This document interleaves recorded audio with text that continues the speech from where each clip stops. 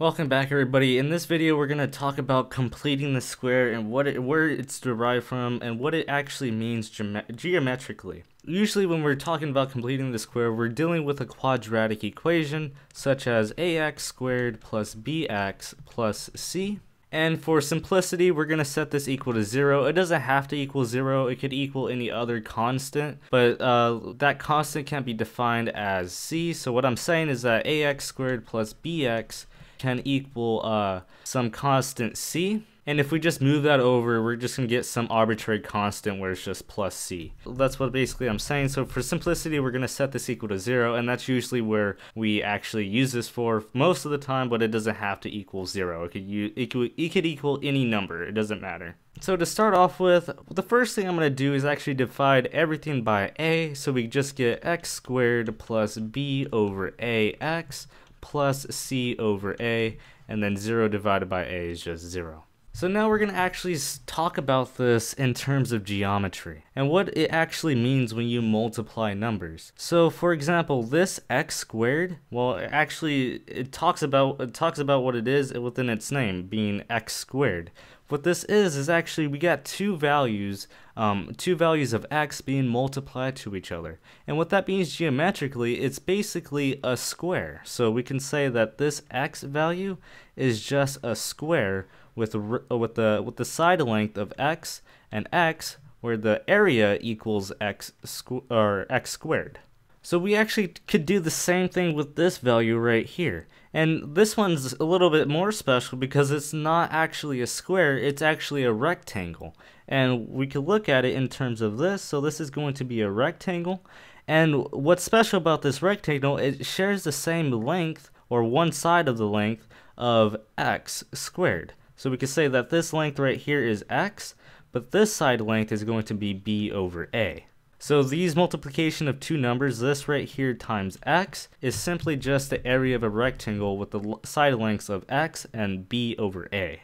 And then this over here, we can think of it the same thing. So this is going to be another rectangle, and this is going to be c, and this is going to be 1 over a. And all this stuff is going to equal 0. So now I'm going to look at actually these two values right here, and the reason why is because these two are special because they share a side length. So if we draw that square with side lengths of x, we could draw it fairly large so we could see it more perfectly. What we can do is actually add these two rectangles, or these two shapes together. So this is going to be a side length of x, and this is going to be a side length of x. But now I'm going to isolate this rectangle that we drew earlier. So this is going to be this rectangle, which is going to be x, and this is going to be b over a. So what we can do is actually divide this rectangle in half. And if we do that, we get two rectangles. So we get a rectangle that looks like this, with a side length of x and another side length of b over 2a, because I divided the original rectangle in half. And we could add that to another half of that rectangle. So we could say this is going to be the same thing. So this is going to be x, and this is going to be b over 2a. And since we're adding these two shapes together in the problem, that's what I'm going to do in this picture over here.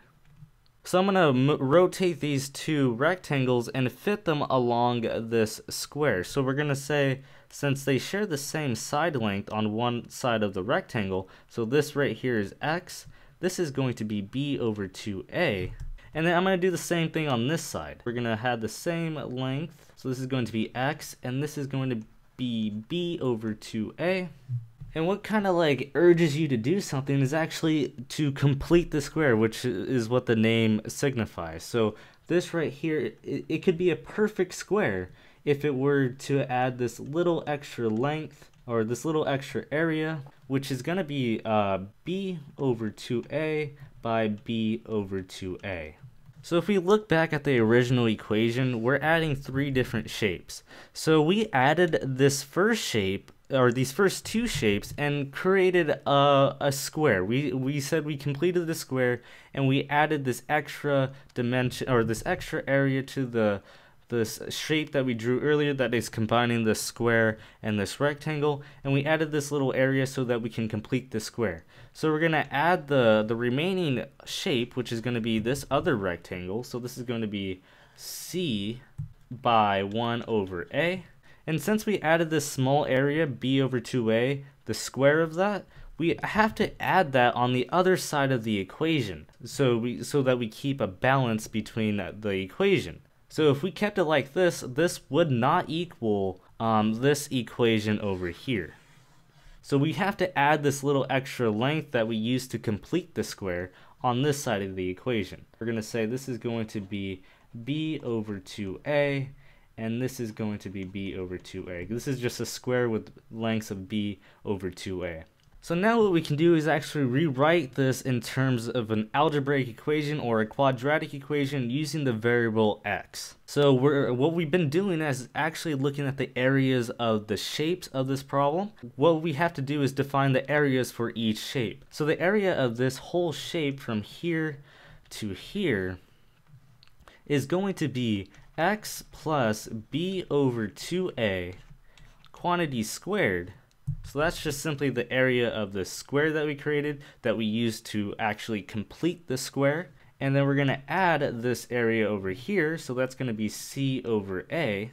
And we're going to set that equal to the area of this tiny square that we used to complete this square. So that's going to be b squared over 4a squared. And what's special about this is actually the equation for completing the square. And what's special about this is that we changed this equation, this original quadratic equation, so that we only have an equation defined by one variable of x. So what I'm saying is that we don't have two different values of x, because it's very hard to group these together because this is an x squared and this is just a regular x value, meaning it doesn't have any power with it. And by completing the square, we actually can combine these two values together so that we just have a value of x with no power or no exponent. So what this allows you to do is solve for x more easily, because all you have to do is do some basic algebra such as subtracting c over a, taking the square root, and subtracting b over 2a, and you could solve for x given whatever equation you used. In this case we set it equal to 0, but it doesn't have to equal 0. It can equal any other constant. So again, the main purpose of completing the square is getting rid of this x squared and moving it down to x to the first power. And we did that by using this idea of completing the square. So hopefully that helped you with this idea of completing the square. Really, it's a geometric problem in an algebraic sense. And that's what makes this problem very interesting. So hopefully that helped you again. I'll see you in the next video.